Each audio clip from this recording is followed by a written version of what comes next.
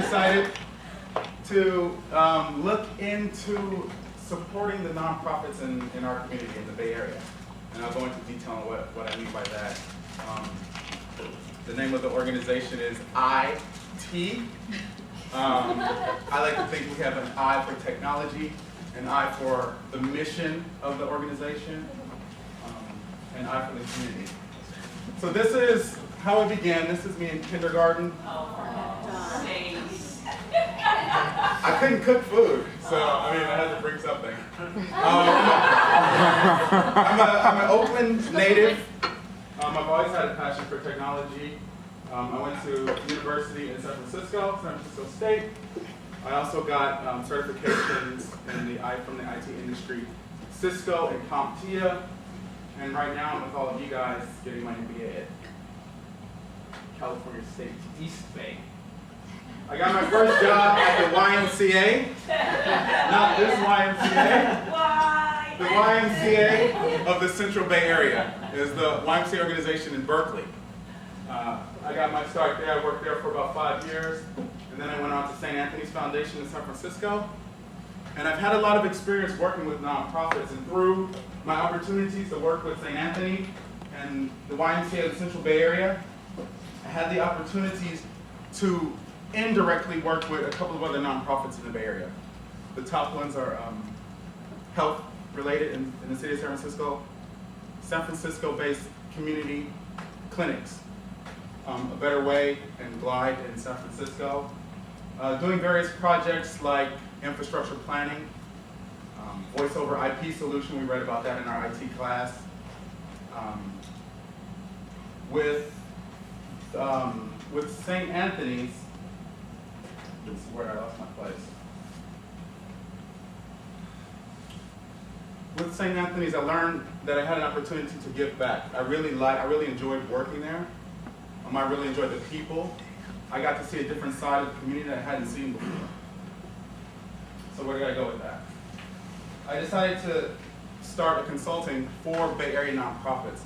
My market is San Francisco Bay Area nonprofits and serving the IT needs. These are the vision and mission statement. We strive to help Bay Area nonprofits to reach their mission through effective use of emerging technologies. We empower organizations to effectively serve the communities for a better future. And the mission is that we provide strategic IT vision for the nonprofit sector by utilizing emerging technologies to have a greater impact on their constituency. That's a tough one. So I had my experience with the nonprofits. I have a passion for technology. So it was time to do research and see if this was actually viable. I went to the Nonprofit Technology Network, and every year they publish a study where they survey nonprofits in the United States. I know my market is San Francisco Bay Area, but I'm going to use some figures that are national. This shows the expense change over the previous year. This was a 2012 study. They surveyed 2,654 nonprofits, and the blue line is my margin. That's kind of where I want to work. That's the percent of increase in technology spending nationally. And these are the various areas: hardware, software. I would probably be in outsourced project consulting, networking. And alone in the San Francisco Bay Area, I looked at the 3 counties: Contra Costa, Alameda, and San Francisco. And the numbers that I got from the National Center for Charitable Statistics, they say in 2011, 2,647 nonprofits are registered in Alameda County. In Contra Costa County that same year, 1,280. In San Francisco City and County, 2,468 nonprofits. That's the market that I'm working with. That's who I'm going to help serve. Another slice from the N10 staffing survey from 2012 survey, they ask the they asked the organizations to rank themselves. I know this might be kind of small, but you don't have to read every word. I'll kind of go over the main areas. You can either be struggling, and we are struggling. You can be functioning, we keep the lights on. You can be operating, we keep up, and you can be leading, we are innovators. And this talks about the adoption of technology for advancing their mission. And again, like I'm going to work in this blue slice up here, I have this slice right here, these three respondents. And you can see most people say they're operating. So I want to take the chunk out of here. The people that are leading, they don't need my services. So I'm going on to strengths. This is a quote. The first time I found this quote, it was attributed to Arnold Schwarzenegger. It sounds like something Arnold could say, but I'm going to stick with Gandhi. Strength does not come from winning. Your struggles develop your strengths. When you go through hardships and decide not to surrender, that is strength. And that's what I'm bringing with me. The hardships that I faced, I grew up in Oakland. I know that there's a need in the community. I've worked with the homeless in San Francisco. I've worked with the low-income children in Berkeley through Head Start. I have 7 years of nonprofit IT experience. It was a long road to get there. It didn't fall in my lap. I didn't just wake up and decide to do IT. It was part of my life. I'm with you all. We're all getting our MBA right now. That's going to give me an advantage. We've all been struggling. This was one of the toughest weeks in the history of the program. This will give us the strength that we need to go forward. I have experience with applying for federal grants to receive subsidies on technology service, specifically for nonprofits. But it's not all strength. There's still weaknesses in my plan that I intend to turn around to become a strength. They're a struggle now. One of them is I have a limited professional network. It's growing now. I have opportunities I'll present a little later. It's just me right now. I plan on it just being me for quite a while, for maybe the first year or two. And right now, today, at the end of this presentation, I have 0 customers. That's a huge hurdle to overcome. Now I'm going to go on to the external environment, the opportunities and threats. These are more of the threats. I'll get into opportunities a little later, but one of the threats to my market, the nonprofit, small shop IT consulting, is the big guys. It's HP. They sell the products. They're the professionals on it. They know how to install it. They know how to give you the best bang for your buck, but they're not looking out for your best interest. They don't care about your mission. They care about the bottom line. And then there's the in-house IT guy. The me today, when I leave here and go to work, I'm this guy. I'm keeping the consultants at bay. I don't let them get a foothold in the organization. I receive calls almost daily asking me if I want to outsource IT services.